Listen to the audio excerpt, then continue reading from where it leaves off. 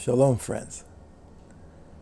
Last week we spoke about how we should be looking at our midos, both good and bad, as the tool set we have to implement the choices of our ruach, our koach habechira, our ability to choose freely between good and bad.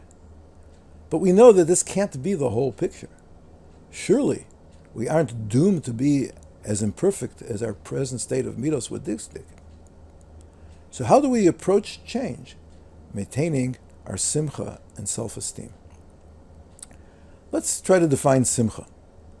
What gives us a feeling of satisfaction, of happiness?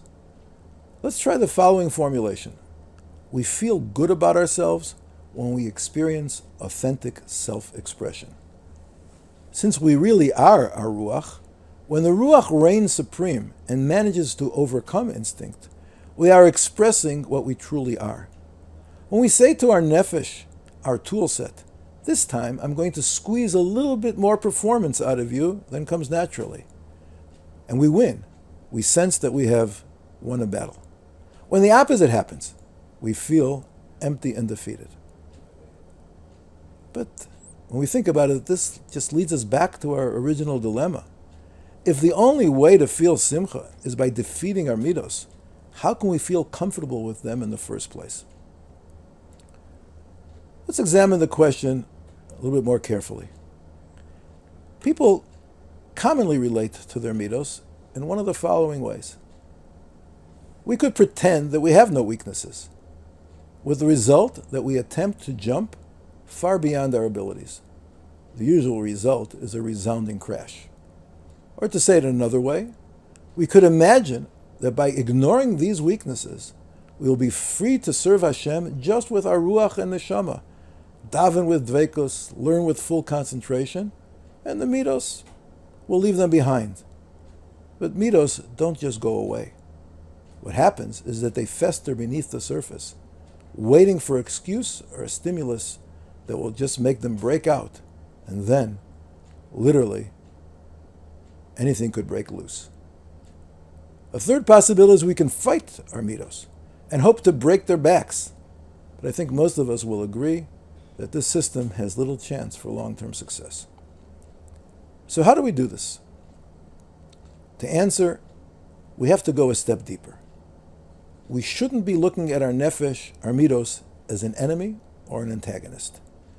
Just as we don't look at our handsaw as an enemy when we have to use it. We have to view our midos as our children, our disciples. With the proper nurturing and care, can really produce results far beyond what they can do now. The key is education. Chanoch lena'ar al pi darko. Educate the youth according to his way. The nar, in our situation, is our pekel of midos. The yeshiva Mesilas Yesharim talks about the need to be mifakeach over our midos, overseeing and guiding, not to destroy, not to pretend, but to oversee. And the key to education is love. Consider the following. Moshe Rabbeinu was a shepherd. Rabbi Akiva was a shepherd. The key to being a leader, a mechanech of Am Yisrael, is to have the personality of a shepherd. Love the flock, love the animal. And on the level of the self, love the nefesh. Does the fact that a child has special needs means that we should love him less or more? Does the fact that we are the owners of a nefesh with handicaps and weaknesses mean that we should love it less or more? We must love our midos as they are because our midos were created by Hashem and entrusted to our neshama and ruach to be loved and educated. And ultimately, our midos will be that part of us which is most connected to Hashem. Say a few words about connection. Connection to Hashem takes place in a very similar way to connection with people. When we think about to whom we feel most connected, it is usually people who radiate a childlike innocence and simplicity. And that part of us connects best, usually the part of us which is innocent, the child within. Everyone connects well with babies. Our job is to bring our nefesh, our child within, to become connected with the Ribono Shel Olam. So now we'd like to modify our definition of self to one that personally I identify with most. Let's no longer define ourself to be our ruach or our bechira, which has to deal with either a stronger or weaker set of tools, as the case may be. Let us now define ourselves to be our lower nefesh, which is like a child, which has been entrusted to the care of an Abba and an Ima, a ruach and a neshama. The Gemara in Kedushin Daf Lamed Beis Amud Beis tells of how Rabbi Gamliel, the Nasi of all Am Yisrael, himself served his guests at his son's wedding. He offered a cup to Rabbi Eliezer, who refused to accept it from him. And he offered it to Rabbi Yeshua, and Rabbi Yeshua did accept the cup from Rabbi Gamliel, the Nasi. And he explained, who is greater for us than Avraham Avinu, about whom the pasuk says, "V'hu omeid aleim tachas ha'etz vayochelu." He stood over them under the tree as they ate. If Avraham Avinu can serve his lowly guests, so certainly we should be able to receive from Rabbi Gamliel. And Rabbi Tzadok there in the Gemara adds, why only learn from Avraham Avinu? Let's learn from Hashem himself. Hashem is Mashiv HaRuach U'Morid HaGeshem. He brings us wind and rain. He sets a table for every human being. If we accept from him, should we not also be able to accept from Rabbi Gamliel? The Alter of Slabodka said, from here we see an essential message of all creation, which is to imitate Hashem, who looks downwards, to be mashpia, to give of his essence.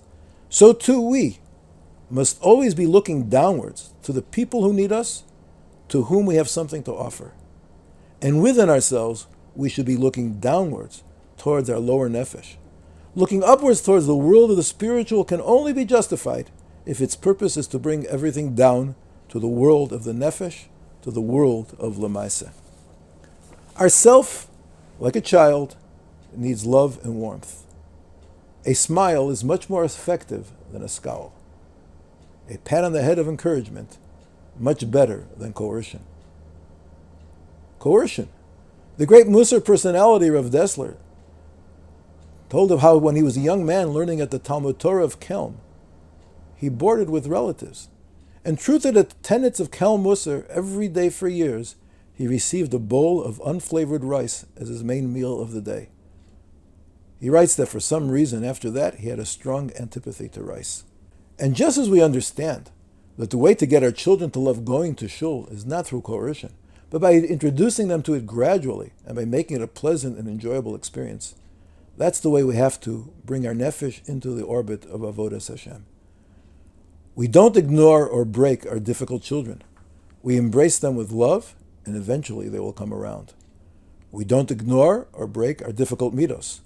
We embrace them with love, and eventually they will come around. Next week, Mitzvah Hashem, we will discuss parts of ourselves which we dare not and should not try to change.